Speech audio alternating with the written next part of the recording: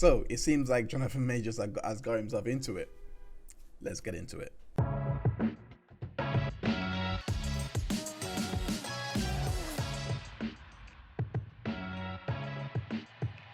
Hello and welcome back to my channel. I go by the name of Dr. Heinz, and thank you so much for tuning in to the Heinz Report. We have updates on the Johnathan Majors case.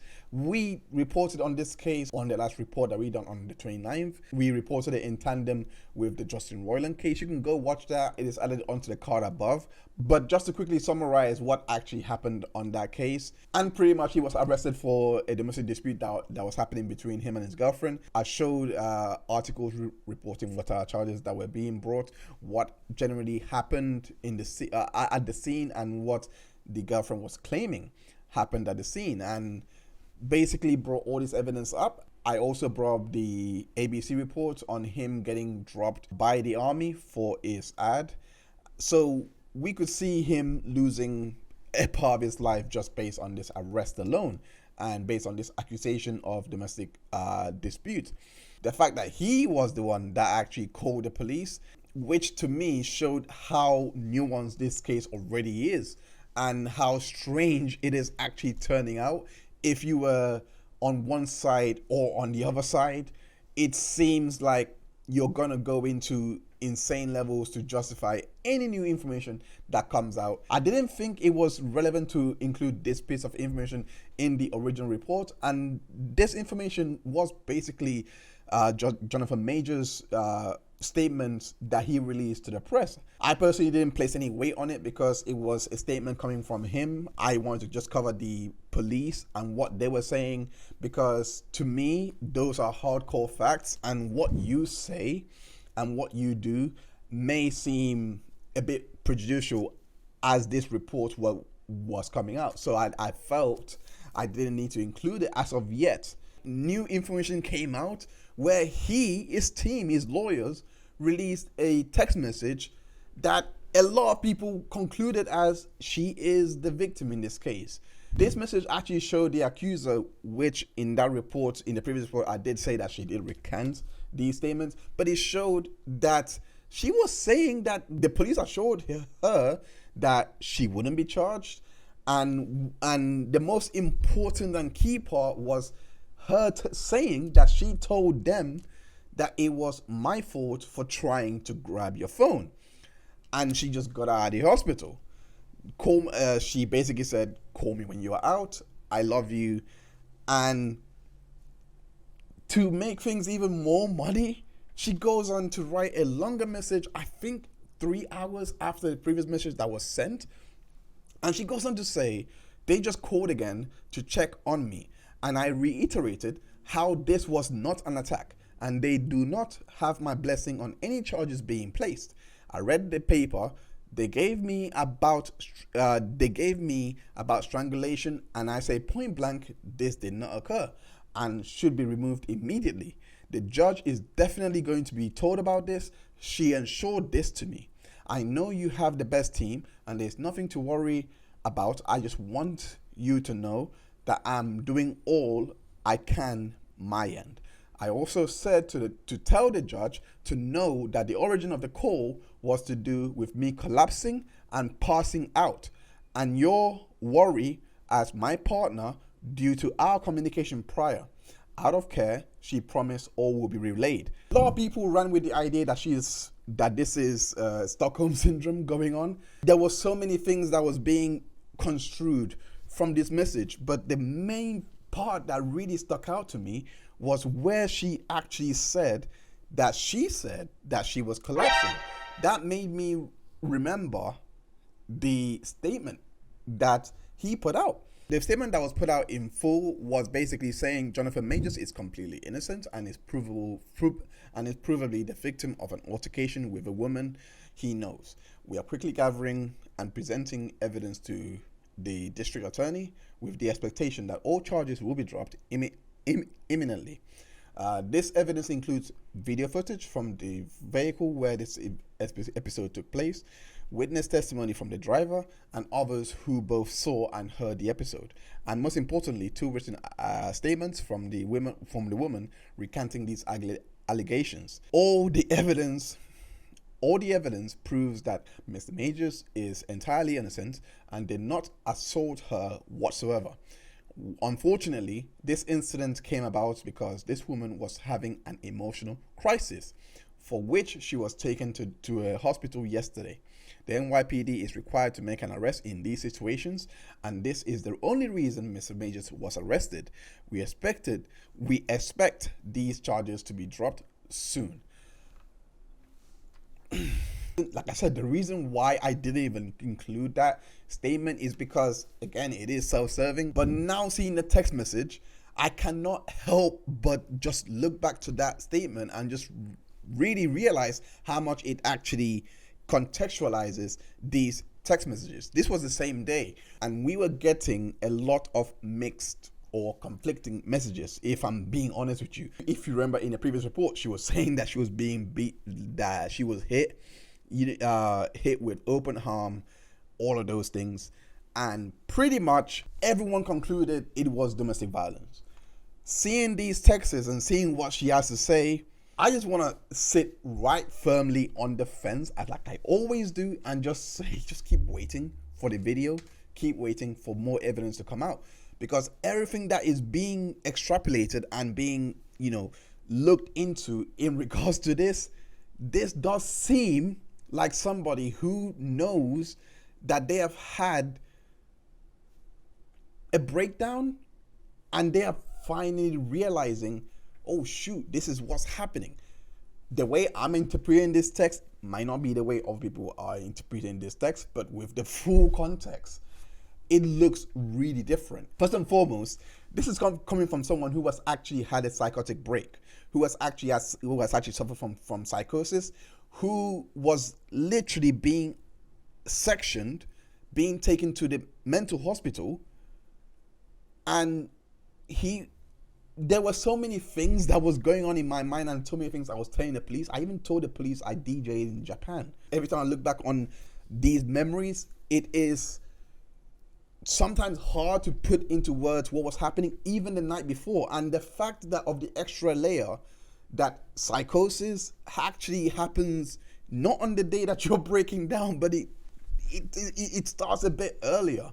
Like there is no complete set origin.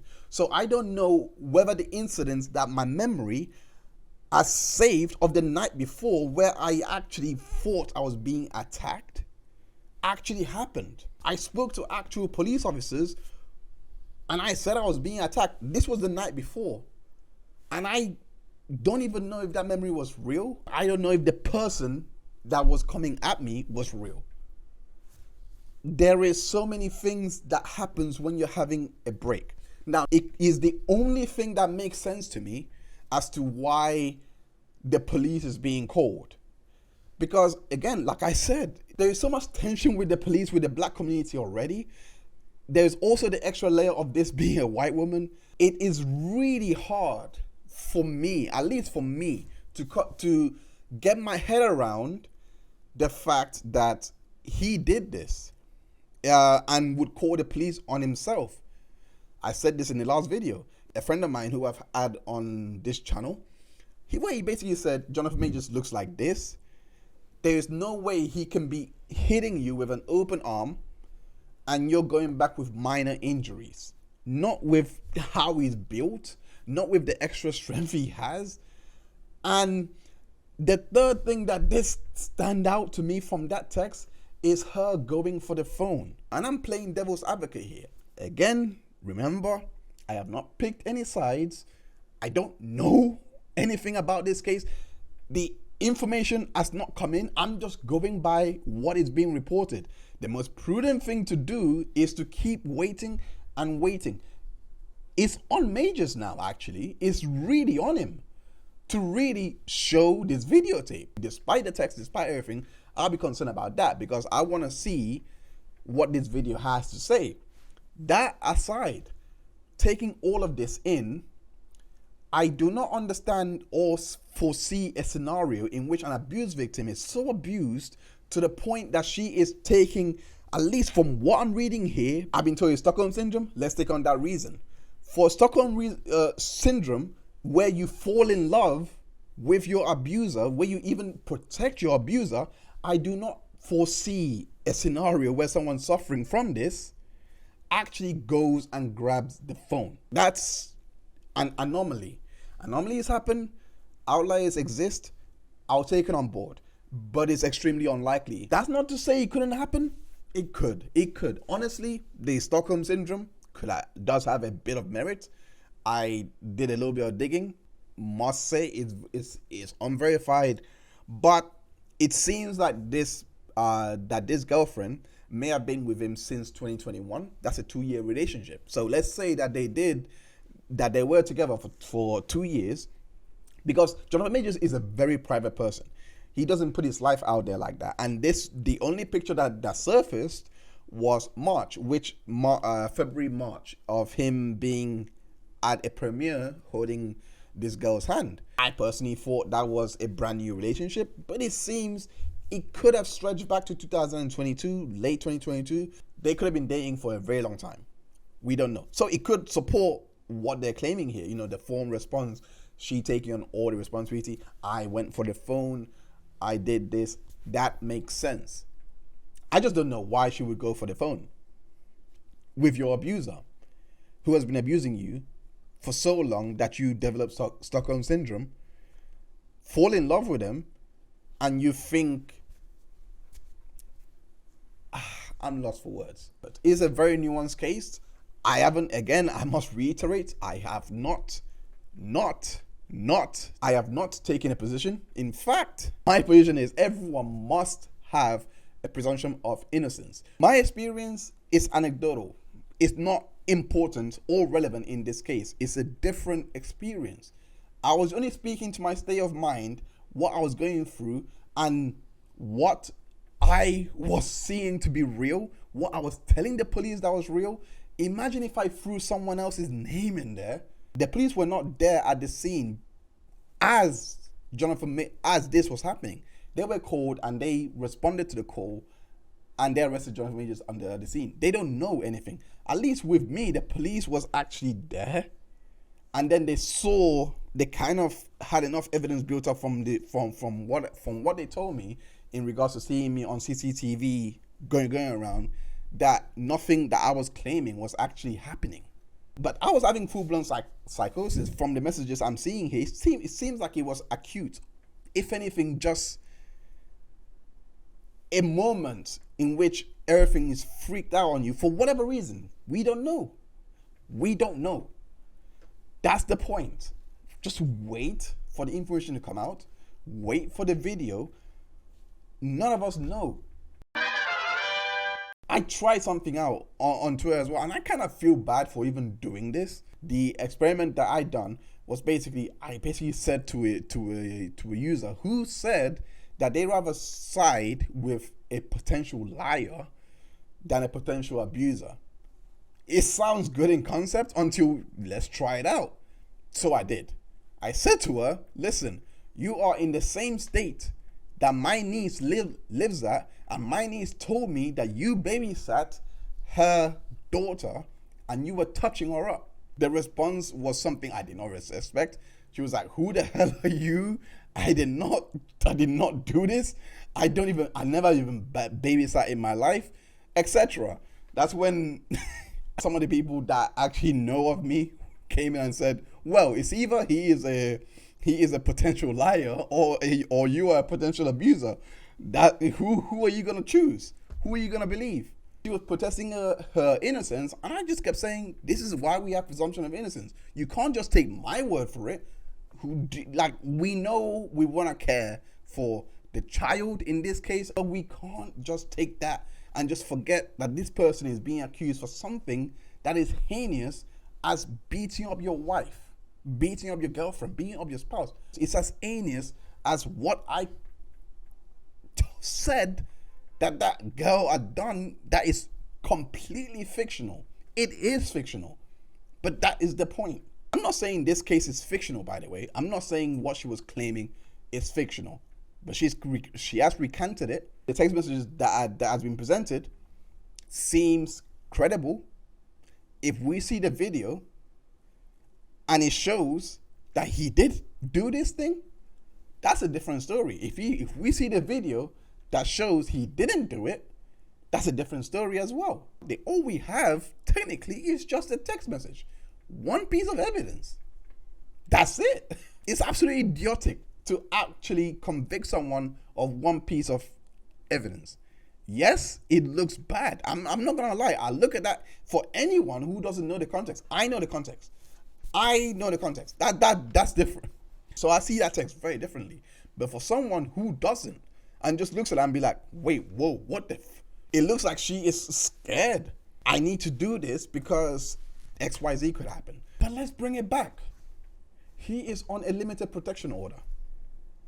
He can't do anything. People in that were also saying that, oh, he's a horrible person for not even replying back and making her say more. He can't actually reply. Most likely been advised by his lawyers that don't respond because they'll use your words against you. Or what's even more likely, I don't know the order. I don't know what's there, but he could stipulate that you can only contact to exchange information, blah, blah, blah, blah, blah, blah, blah, but you can't talk about this case. Could just be that. Who knows? I don't know what the order says. At the core of this, he has limitations that he has to adhere to. Otherwise, he is in violation. If he was to abuse, harass, or do all those things, he's detained. There's so many things in here that he could be doing so that he doesn't break this order. People need to get a grip. In my opinion, this is a very complex case. It's a case that we have to wait out. And hopefully in the end, we will know what could have possibly happened, what the truth about that incident was. Thank you so much for tuning in. I'll see you next time. Hope you have a good day. Goodbye.